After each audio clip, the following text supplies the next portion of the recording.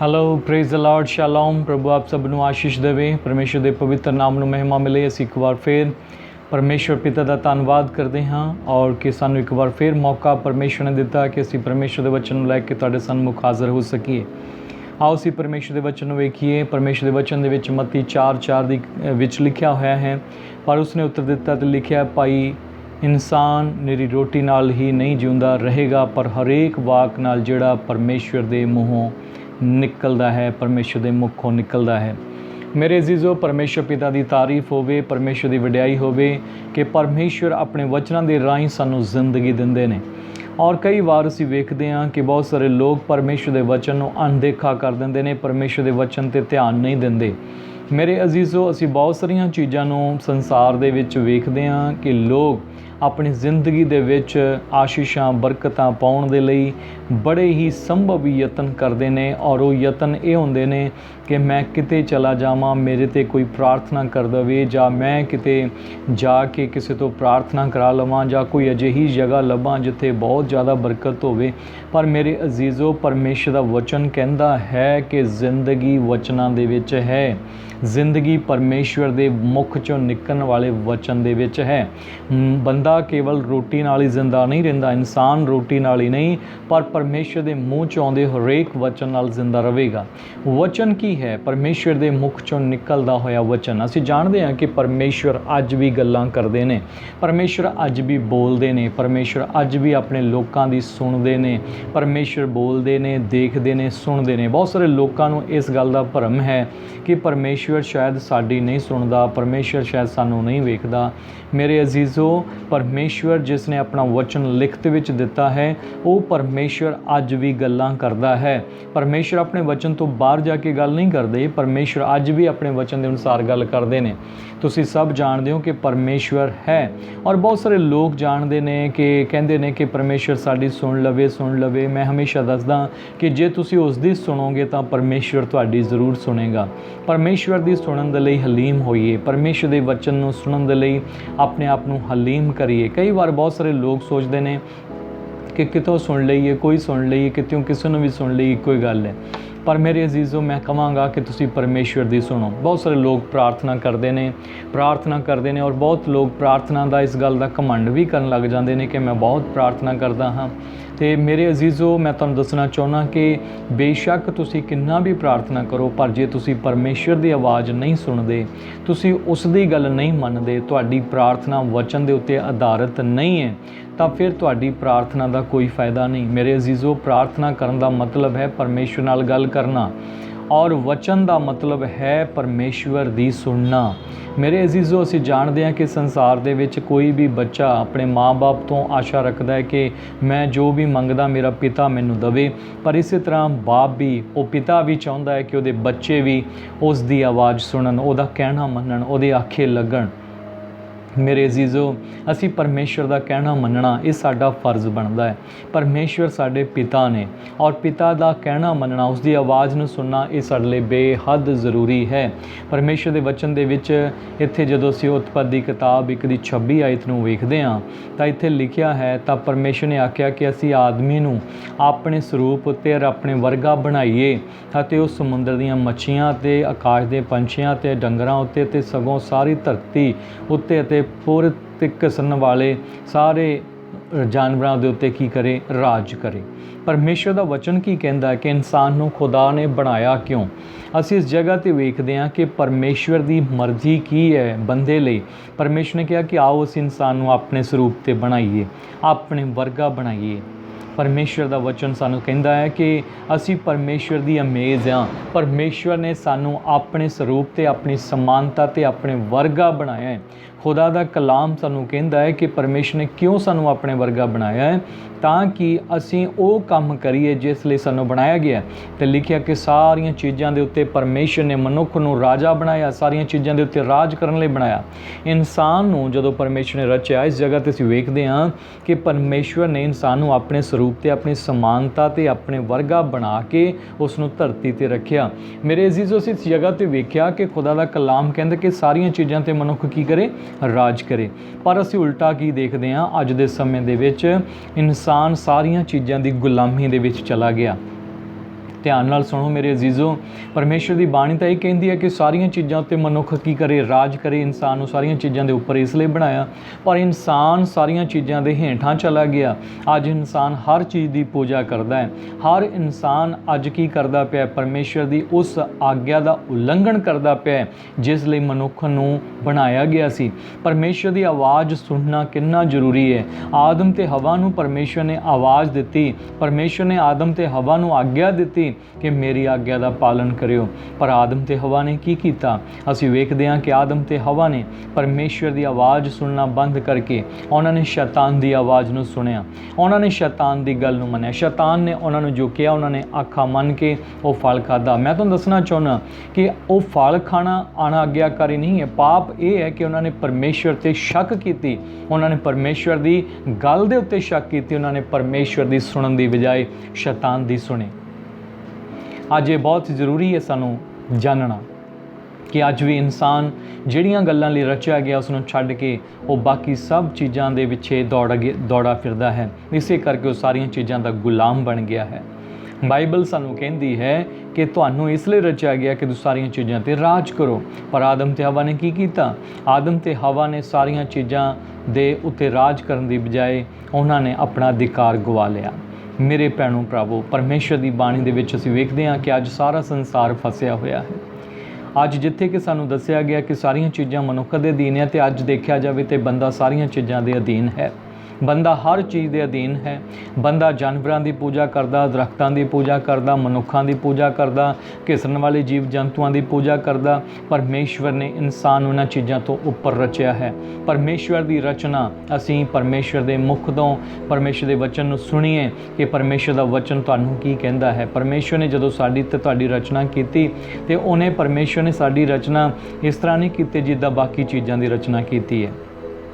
असीं परमेश्वर के हत्थ नाल, परमेश्वर के हत्थां नाल, उहदी हस्तकला, उहदे हत्थां दी बनाई हुई रचना, असीं उहदे हत्थां दे बनाए हुए परमेश्वर दे बनाए हुए इंसान हाँ। परमेश्वर ने इंसान नूं किस तरह बनाया? बाइबल दसदी है कि इस धरती तो उसने मिट्टी लैके इंसान की रचना की और लिखिया उत्पत्ति 2:7 दे विच यहोवा परमेश्वर ने आदमी नूं जमीन की मिट्टी तो रचिया ਅਤੇ ਉਹਦੀਆਂ ਨਾਸਾਂ ਵਿੱਚ ਜੀਵਨ ਦਾ ਸਾਹ ਫੂਕਿਆ, ਸੋ ਆਦਮੀ ਜਿਉਂਦੀ ਜਾਨ ਹੋ ਗਿਆ। ਜਦੋਂ ਤੱਕ ਪਰਮੇਸ਼ਵਰ ਨੇ ਉਹਦੇ ਅੰਦਰ ਆਪਣਾ ਸਾਹ ਨਹੀਂ ਪਾਇਆ, ਉਹ ਜਿਉਂਦੀ ਜਾਨ ਨਹੀਂ ਬਣਿਆ। ਪਰਮੇਸ਼ਵਰ ਨੇ ਉਸ ਨੂੰ ਮਿੱਟੀ ਦੇ ਪੁਤਲੇ ਦੇ ਰੂਪ ਵਿੱਚ ਬਣਾ ਕੇ ਉਸ ਦੇ ਅੰਦਰ ਆਪਣਾ ਸਾਹ ਪਾ ਕੇ, ਆਪਣਾ ਜੀਵਨ ਪਾ ਕੇ ਉਸ ਨੂੰ ਜੀਵਤ ਕੀਤਾ। ਮੇਰੇ ਅਜ਼ੀਜ਼ੋ, ਪਰਮੇਸ਼ਵਰ ਦੀ ਪਲੈਨਿੰਗ ਬੰਦੇ ਲਈ ਬਾਕੀ ਚੀਜ਼ਾਂ ਨਾਲੋਂ ਵੱਖਰੀ ਹੈ। ਪਰਮੇਸ਼ਵਰ ਨੇ ਸਾਰੀਆਂ ਚੀਜ਼ਾਂ ਤੋਂ ਉੱਤਮ ਇਨਸਾਨ ਨੂੰ ਬਣਾਇਆ ਹੈ। ਸਾਰੇ ਹੀ ਲੋਕ ਸਾਰੇ ਸੰਸਾਰ ਦੇ ਵਿੱਚ ਇਸ ਗੱਲ ਨੂੰ ਕਹਿੰਦੇ ਨੇ ਕਿ ਮਨੁੱਖੀ ਜੀਵਨ ਜਿਹੜਾ ਸਾਰਿਆਂ ਜੀਵਨਾਂ ਨਾਲੋਂ ਉੱਤਮ ਜੀਵਨ ਹੈ। ਪਰ ਫਿਰ ਵੀ ਇਸ ਜੀਵਨ ਨੂੰ ਅੱਜ ਲੋਕ ਖਰਾਬ ਕਰ ਰਹੇ ਨੇ, ਇਸ ਨੂੰ ਵੇਸਟ ਕਰ ਰਹੇ ਨੇ, ਇਸ ਨੂੰ ਬਰਬਾਦ ਕਰ ਰਹੇ ਨੇ, ਕਿਉਂਕਿ ਉਹ ਅੱਜ ਵੀ ਪਰਮੇਸ਼ਰ ਦੀ ਆਵਾਜ਼ ਨੂੰ ਸੁਣਨ ਤੋਂ ਇਨਕਾਰ ਕਰਦੇ ਨੇ। ਮੇਰੇ ਅਜ਼ੀਜ਼ੋ, ਜਿਹੜੇ ਲੋਕ ਪਰਮੇਸ਼ਰ ਦੀ ਆਵਾਜ਼ ਸੁਣਦੇ ਨੇ ਉਹ ਪਰਮੇਸ਼ਰ ਦੀ ਆਗਿਆ ਦਾ ਪਾਲਨ ਕਰਦੇ ਨੇ। ਗੱਲਾਂ ਦੇ ਨਾਲ ਨਹੀਂ ਮੇਰੇ ਅਜ਼ੀਜ਼ੋ, परमेश्वर का वचन कहता करनिया के अनुसार असी परमेश्वर की आग्या का पालन करना है। परमेश्वर ने जो सानू हुक्म, सानू आग्यावां, जो विधियां, जो कानून, जो नियम सानू दिते ने उन्हां दा असी पालन करना है। बहुत सारे लोग जदों इसका पालन नहीं करते, हुक्म की पालना नहीं करना चाहते, तो उसनूं सौखा बनाउण दे लई की करते हैं? गलत शिक्षावां देणियां शुरू कर देंदे ने। गलत शिक्षावां दे विच लोग चले जाते हैं। गलत शिक्षा पा के लोग परमेश्वर की आवाज़ सुनना बंद कर देंदे ने ते शैतान की सुनना शुरू कर देंदे ने। मेरे अजीज़ो, अज भी दुनिया दे विच शैतान हर पासे बंदे नूं गुमराह करके लई फिरदा है। अज दे समय दे विच बहुत सारे अजिहे असी चर्चस भी देखते हाँ जिथे परमेश्वर की आवाज़ नहीं सुनी जाती, जिथे परमेश्वर की आवाज़ नूं दबा दिता जाता है, जिथे परमेश्वर की आवाज़ नूं सुनना उन्होंने चंगा नहीं लगता। वो अपनी मन मर्जी ते चलते हैं, अपनी मन की इच्छा नूं पूरा करते हैं, अपनी मर्जी के अनुसार चलते हैं। मेरे अजीज़ो, बहुत सारे लोग इस चर्च के संबंध में जो असी गल करते हाँ तो बहुत सारे लोग गलत शिक्षावां में जाके सोचते हैं कि वो चर्च जिउंदा, वो चर्च मरिया होया। इस तरह दीयां गल्लां दे विच लोग चले जाते हैं। मेरे अजीज़ो, मैं तुहानूं फिर तो कहना चाहना कि बाइबल कहती है कि तुसीं मुल दे के खरीदे गए हो, मनुखां दे गुलाम ना बनो। ਤੁਸੀਂ ਅੱਜ ਇਸ ਧਰਤੀ ਦੇ ਉੱਤੇ ਮਨੁੱਖਾਂ ਦੀ ਸੇਵਾ ਕਰਨੀ ਬੰਦ ਕਰਕੇ, ਬਾਈਬਲ ਤਾਂ ਇੱਥੋਂ ਤੱਕ ਕਹਿੰਦੀ ਹੈ ਕਿ ਤੁਸੀਂ ਦੂਤਾਂ ਦੀ ਵੀ ਸੇਵਾ ਭਗਤੀ ਨਹੀਂ ਕਰਨੀ। ਪਰਮੇਸ਼ਵਰ ਦਾ ਵਚਨ ਸਾਨੂੰ ਕਹਿੰਦਾ ਕਿ ਤੁਹਾਡੇ 'ਚ ਇੱਦਾਂ ਨਾ ਹੋਵੇ ਕਿ ਕੋਈ ਆਪਣੇ ਉਸ ਪ੍ਰਤੀਫਲ ਤੋਂ ਜਿਹੜਾ ਪਰਮੇਸ਼ਵਰ ਨੇ ਤੁਹਾਡੇ ਲਈ ਰੱਖਿਆ ਤੁਸੀਂ ਵਾਂਝੇ ਰਹਿ ਜਾਓ। ਖੁਦਾ ਦਾ ਕਲਾਮ ਸਾਨੂੰ ਕਹਿੰਦਾ ਹੈ ਕਿ ਅਸੀਂ ਪਰਮੇਸ਼ਵਰ ਦੀ ਸੁਣੀਏ। ਪਰਮੇਸ਼ਵਰ ਦਾ ਵਚਨ ਸੁਣਨਾ ਜੀਵਨ ਦੀ ਰੋਟੀ ਹੈ। ਰੋਟੀ ਤੋਂ ਬਗੈਰ ਅਸੀਂ ਕਿੰਨਾ ਕੁ ਚਿਰ ਜਿੰਦਾ ਰਹਿ ਸਕਦੇ ਹਾਂ। ਮੇਰੇ ਅਜ਼ੀਜ਼ੋ, ਜੇ ਅਸੀਂ ਰੋਟੀ ਨਹੀਂ ਖਾਵਾਂਗੇ ਤਾਂ ਅਸੀਂ ਕਮਜ਼ੋਰ ਹੋ ਜਾਵਾਂਗੇ, ਸਾਡੀ ਆਤਮਾ ਕਮਜ਼ੋਰ ਹੋ ਜਾਏਗੀ। ਔਰ ਜੇ ਹੌਲੀ ਹੌਲੀ ਅਸੀਂ ਦੇਖਦੇ ਹਾਂ ਕਿ ਰੋਟੀ ਨਾ ਖਾਈਏ ਤਾਂ ਇਨਸਾਨ ਮਰ ਜਾਂਦਾ ਹੈ। ਮੇਰੇ ਅਜ਼ੀਜ਼ੋ, ਜਿਹੜਾ ਜੀਵਨ ਦਾ ਲਈ ਭੋਜਨ ਹੈ ਉਹ ਬਹੁਤ ਹੀ ਜ਼ਰੂਰੀ ਹੁੰਦਾ ਹੈ। ਔਰ ਇਸ ਲਿਖਿਆ ਕਿ ਬੰਦਾ ਰੋਟੀ ਨਾਲ ਹੀ ਨਹੀਂ ਪਰ ਪਰਮੇਸ਼ਵਰ ਦੇ ਮੂੰਹ 'ਚੋਂ ਨਿਕਲਦੇ ਹਰੇਕ ਵਚਨ ਨਾਲ ਜੀਵਤ ਰਹੇਗਾ। ਸੋ ਮੇਰੇ ਅਜ਼ੀਜ਼ੋ, ਜਿੱਦਾਂ ਰੋਟੀ ਇਸ ਸਰੀਰ ਦੇ ਲਈ ਬਹੁਤ ਜ਼ਰੂਰੀ ਹੈ, ਇਸੇ ਤਰ੍ਹਾਂ ਇਹ ਰੂਹਾਨੀ ਤੌਰ 'ਤੇ, ਆਤਮਿਕ ਤੌਰ 'ਤੇ ਪਰਮੇਸ਼ਵਰ ਦਾ ਵਚਨ ਸਾਡੇ ਲਈ ਬਹੁਤ ਜ਼ਰੂਰੀ ਹੈ। ਸੋ ਵਚਨ ਨੂੰ ਪ੍ਰੇਮ ਕਰੋ, ਵਚਨ 'ਤੇ ਚੱਲੋ, ਵਚਨ ਦੇ ਅਨੁਸਾਰ ਆਪਣਾ ਜੀਵਨ ਬਤੀਤ ਕਰੋ। ਔਰ ਮੈਂ ਸਭ ਨੂੰ ਨਿਯੋਤਾ ਦਿੰਦਾ, ਜਿੰਨੇ ਵੀ ਮੇਰੀ ਗੱਲ ਨੂੰ ਸੁਣ ਰਹੇ ਨੇ, ਸਾਡੇ ਚਰਚ ਦੇ ਵਿੱਚ ਪਰਮੇਸ਼ਵਰ ਦਾ ਧੰਨਵਾਦ ਹੈ ਕਿ ਅਸੀਂ ਵਚਨ ਦੀ ਹੀ ਤਾਲੀਮ ਦਿੰਦੇ ਹਾਂ। ਸਿਰਫ ਵਚਨ ਦੀ ਹੀ ਗੱਲ ਕੀਤੀ ਜਾਂਦੀ ਹੈ, ਵਚਨ ਹੀ ਸਿਖਾਇਆ ਜਾਂਦਾ ਹੈ। ਔਰ ਜਿਹਨੂੰ ਵਚਨ ਦੀ ਲੋੜ ਹੋਵੇ ਉਹ ਸਾਡੇ ਕੋਲ ਆ ਸਕਦਾ ਹੈ। ਜਿਹੜਾ ਵਚਨਾਂ ਨੂੰ ਸੁਣਨਾ ਚਾਹੁੰਦਾ ਹੈ, ਉਹ ਪਰਮੇਸ਼ਰ ਦੀ ਆਵਾਜ਼ ਨੂੰ ਸੁਣਨਾ ਚਾਹੁੰਦਾ ਹੈ, ਤਾਂ ਉਹਨਾਂ ਲਈ ਪਰਮੇਸ਼ਰ ਦੇ ਭਵਨ ਦਾ ਦਰਵਾਜ਼ਾ ਖੁੱਲ੍ਹਾ ਹੈ ਔਰ ਤੁਸੀਂ ਆ ਸਕਦੇ ਹੋ। ਮੇਰੇ ਅਜ਼ੀਜ਼ੋ, ਮੈਂ ਫਿਰ ਤੋਂ ਕਹਿਣਾ ਚਾਹੁੰਦਾ ਕਿ ਵਚਨ ਤੋਂ ਬਗੈਰ ਜ਼ਿੰਦਗੀ ਵਿੱਚ ਕੁਝ ਵੀ ਹਾਸਲ ਨਹੀਂ ਹੋ ਸਕਦਾ। ਵਚਨ ਜਿਸ ਦੇ ਦੁਆਰਾ ਸਾਰੀਆਂ ਚੀਜ਼ਾਂ ਰਚੀਆਂ ਗਈਆਂ, ਵਚਨ ਹੀ ਦੇਹਧਾਰੀ ਹੋਇਆ, ਵਚਨ ਹੀ ਸਾਡੇ ਵਿੱਚ ਆ ਕੇ ਵਸਿਆ। ਔਰ ਬਾਈਬਲ ਸਾਨੂੰ ਕਹਿੰਦੀ ਹੈ ਕਿ ਅੱਜ ਵੀ ਬੰਦਾ ਰੋਟੀ ਨਾਲ ਨਹੀਂ ਪਰ ਹਰੇਕ ਉਸ ਵਚਨ ਨਾਲ ਜਿਹੜਾ ਪਰਮੇਸ਼ਰ ਦੇ ਮੂੰਹ 'ਚੋਂ ਆਉਂਦਾ ਹੈ ਜੀਵਤ ਰਹੇਗਾ। ਔਰ ਇਸ ਤਰ੍ਹਾਂ ਪਤਰਸ ਦੀ ਅਸੀਂ ਜਦੋਂ ਪਹਿਲੀ ਪਤਰੀ ਉਸ ਦੀ 1:23 ਆਇਤ ਨੂੰ ਵੇਖਦੇ ਤਾਂ ਲਿਖਿਆ ਹੈ, ਕਿਉਂ ਜੋ ਤੁਸੀਂ ਨਾਸ਼ਵੰਤ ਤੁਖਮ ਤੋਂ ਨਹੀਂ ਸਗੋਂ ਅਬਿਨਾਸ਼ੀ ਤੋਂ ਪਰਮੇਸ਼ਰ ਦੇ ਵਚਨ ਰਾਹੀਂ ਜਿਹੜਾ ਜਿਉਂਦਾ ਅਤੇ ਸਥਿਰ ਹੈ ਨਵੇਂ ਸਿਰਿਓਂ ਜਨਮੇ ਹੋ। ਵਚਨ ਦੇ ਦੁਆਰਾ ਸਾਨੂੰ ਨਵੇਂ ਸਿਰਿਓਂ ਜਨਮ ਦਿੱਤਾ ਗਿਆ ਹੈ। ਵਚਨ ਨੇ ਸਾਨੂੰ ਨਵੇਂ ਸਿਰਿਓਂ ਪੈਦਾ ਕੀਤਾ ਹੈ। ਅਸੀਂ ਸਭ ਦੇ ਸਭ ਪਾਪ ਵਿੱਚ ਗੁਆਚੇ ਹੋਏ ਸੀ। ਅਸੀਂ ਸਭ ਦੇ ਸਭ ਪਰਮਪਿਤਾ ਪਰਮੇਸ਼ਰ ਤੋਂ ਬਹੁਤ ਦੂਰ ਸੀ ਔਰ ਅਸੀਂ ਸਭ ਨੇ ਆਪਣਾ ਆਪਣਾ ਰਾਹ ਲਿਆ ਹੋਇਆ ਸੀ। ਜੇ ਪਰਮੇਸ਼ਰ ਦਾ ਵਚਨ ਸਾਡੇ ਜੀਵਨ 'ਚ ਨਾ ਆਉਂਦਾ ਤਾਂ ਅਸੀਂ ਕਦੀ ਵੀ ਬਚ ਨਹੀਂ ਸੀ ਸਕਦੇ, ਬਦਲ ਨਹੀਂ ਸੀ ਸਕਦੇ, ਸਾਡੇ ਜੀਵਨ 'ਚ ਕਦੀ ਵੀ ਉਧਾਰ ਨਹੀਂ ਸੀ ਆ ਸਕਦਾ। ਮੇਰੇ ਅਜ਼ੀਜ਼ੋ, ਅੱਜ ਬਹੁਤ ਸਾਰੇ ਲੋਕ ਦਾਅਵਾ ਕਰਦੇ ਨੇ ਕਿ ਅਸੀਂ ਉਧਾਰ ਦਿੰਦੇ ਹਾਂ, ਅਸੀਂ ਮੁਕਤੀ ਦਿੰਦੇ ਹਾਂ, ਅਸੀਂ ਚੰਗਾਈ ਦਿੰਦੇ ਹਾਂ, ਅਸੀਂ ਇਹ ਦਿੰਦੇ ਹਾਂ। ਪਰ ਮੈਂ ਕਹਿਣਾ ਚਾਹੁੰਦਾ ਕਿ ਸੱਚਾ ਛੁਟਕਾਰਾ, ਸੱਚਾ ਜੀਵਨ ਸਿਰਫ ਪਰਮੇਸ਼ਵਰ ਦਿੰਦੇ ਨੇ, ਕੋਈ ਇਨਸਾਨ ਨਹੀਂ ਦੇ ਸਕਦਾ। ਸਾਡੀ ਯੋਗਤਾ ਆਪਣੇ ਆਪ ਤੋਂ ਨਹੀਂ ਹੈ, ਸਾਡੀ ਯੋਗਤਾ ਪਰਮੇਸ਼ਵਰ ਤੋਂ ਹੁੰਦੀ ਹੈ। ਪਰਮੇਸ਼ਰ ਦਾ ਵਚਨ ਸਪਸ਼ਟਤਾ ਨਾਲ ਕਹਿੰਦਾ ਹੈ ਕਿ ਅਸੀਂ ਉਸ ਅਬਿਨਾਸ਼ੀ ਪਰਮੇਸ਼ਰ ਦੇ ਦੁਆਰਾ, ਵਚਨ ਜਿਉਂਦਾ ਹੈ ਔਰ ਸਥਿਰ ਹੈ ਔਰ ਅਬਿਨਾਸ਼ੀ ਹੈ ਔਰ ਪਰਮੇਸ਼ਰ ਦੇ ਵਚਨ ਦੇ ਦੁਆਰਾ ਹੀ ਅਸੀਂ ਨਵੇਂ ਸਿਰਿਓਂ ਪੈਦਾ ਹੋਏ ਹਾਂ।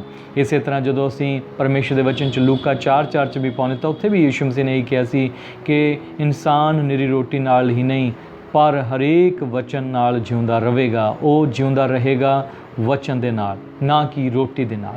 ਮੇਰੇ ਅਜ਼ੀਜ਼ੋ, ਵਚਨ ਸਾਨੂੰ ਜੀਵਤ ਰੱਖਦੇ ਨੇ। ਅਗਰ ਤੁਸੀਂ ਪਰਮੇਸ਼ਰ ਵਿੱਚ ਜਿਉਂਦੇ ਰਹਿਣਾ ਚਾਹੁੰਦੇ ਹੋ, ਅਗਰ ਪਰਮੇਸ਼ਰ ਦੇ ਵਿੱਚ ਜੀਵਤ ਰਹਿਣਾ ਚਾਹੁੰਦੇ ਹੋ ਤਾਂ ਪ੍ਰਭੂ ਦੇ ਵਚਨ ਨੂੰ ਆਪਣੇ ਦਿਲ ਵਿੱਚ ਵਸਾਓ, ਕਿਉਂਕਿ ਯਿਸੂ ਮਸੀਹ ਨੇ ਕਿਹਾ ਸੀ, ਜੇ ਤੁਸੀਂ ਮੇਰੇ ਵਿੱਚ ਤੇ ਮੇਰੇ ਵਚਨ ਤੁਹਾਡੇ 'ਚ ਰਹਿਣ ਤਾਂ ਜੋ ਚਾਹੋ ਮੰਗੋ ਤੁਹਾਡੇ ਲਈ ਹੋ ਜਾਏਗਾ।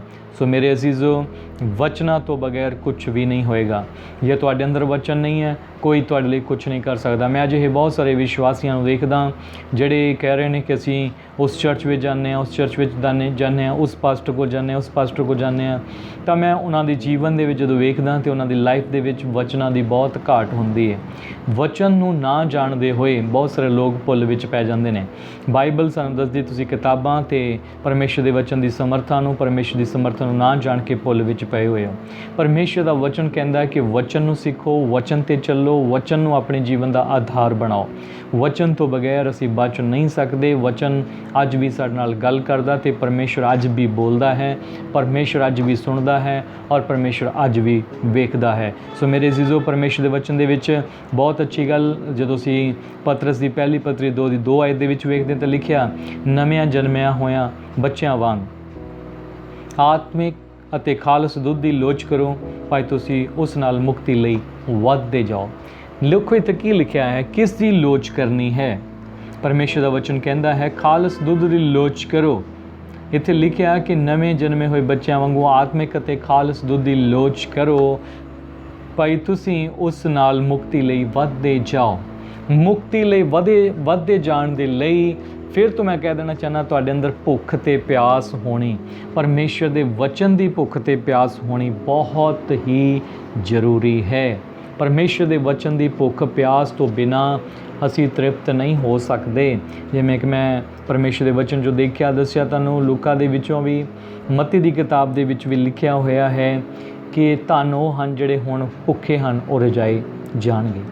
ਇੱਦਾਂ ਨਹੀਂ ਲਿਖਿਆ ਕਿ ਧੰਨ ਉਹ ਹਨ ਜਿਹੜੇ ਧਰਮ ਦੇ ਭੁੱਖੇ ਹਨ। ਪਰਮੇਸ਼ਰ ਦੇ ਵਚਨ 'ਚ ਲਿਖਿਆ ਕਿ ਉਹ ਜਿਹੜੇ ਧਾਰਮਿਕਤਾ ਦੇ ਭੁੱਖੇ ਅਤੇ ਧਿਆਏ ਹਨ ਉਹ ਰਜਾਏ ਜਾਣਗੇ। ਇੱਦਾਂ ਨਹੀਂ ਲਿਖਿਆ ਕਿ ਜਿਹੜੇ ਦੌਲਤ ਅਤੇ ਸ਼ੌਹਰਤ ਦੇ ਭੁੱਖੇ ਹਨ ਉਹ ਰਜਾਏ ਜਾਣਗੇ। ਪਰਮੇਸ਼ਵਰ ਉਹਨਾਂ ਨੂੰ ਰਜਾਏਗਾ ਜਿਹੜੇ ਲੋਕ ਪਰਮੇਸ਼ਵਰ ਦੇ ਲਈ ਭੁੱਖੇ ਪਿਆਸੇ ਨੇ। ਜਦ ਤੁਸੀਂ ਪਰਮੇਸ਼ਵਰ ਦੇ ਕੋਲ ਆਉਂਦੇ ਹੋ ਤਾਂ ਉਸਦੇ ਵਚਨ ਦੀ ਭੁੱਖ ਅਤੇ ਪਿਆਸ ਰੱਖੋ ਕਿ ਪਰਮੇਸ਼ਵਰ ਆਪਣੇ ਵਚਨ ਰਾਹੀਂ ਮੇਰੇ ਨਾਲ ਗੱਲ ਕਰੇਗਾ, ਪਰਮੇਸ਼ਵਰ ਮੈਨੂੰ ਸਿਖਾਏਗਾ, ਪਰਮੇਸ਼ਵਰ ਮੇਰੀ ਅਗਵਾਈ ਕਰੇਗਾ ਔਰ ਵਚਨਾਂ ਨੂੰ ਆਪਣੇ ਜੀਵਨ ਦਾ ਆਧਾਰ ਬਣਾਈਏ। ਵਚਨ ਤੋਂ ਬਗੈਰ ਕੁਛ ਵੀ ਨਹੀਂ ਹੈ। ਸਭ ਚੀਜ਼ਾਂ ਵਚਨ ਦੇ ਦੁਆਰਾ ਹੀ ਰਚੀਆਂ ਗਈਆਂ ਔਰ ਉਹ ਵਚਨ ਦੇ ਤਾਰੀ ਹੋ ਕੇ ਆਇਆ। ਵਚਨ ਅੱਜ ਵੀ ਸਾਡੇ ਵਿੱਚ ਹੈ ਔਰ ਪਰਮੇਸ਼ਵਰ ਦੇ ਵਚਨ ਦੇ ਅਨੁਸਾਰ ਅਸੀਂ ਨਵੀਂ ਜ਼ਿੰਦਗੀ ਨੂੰ ਪਾਉਂਦੇ ਹਾਂ। ਸੋ ਪਰਮੇਸ਼ਵਰ ਤੁਹਾਨੂੰ ਸਾਰਿਆਂ ਨੂੰ ਬਹੁਤ ਆਸ਼ੀਸ਼ ਦੇਵੇ।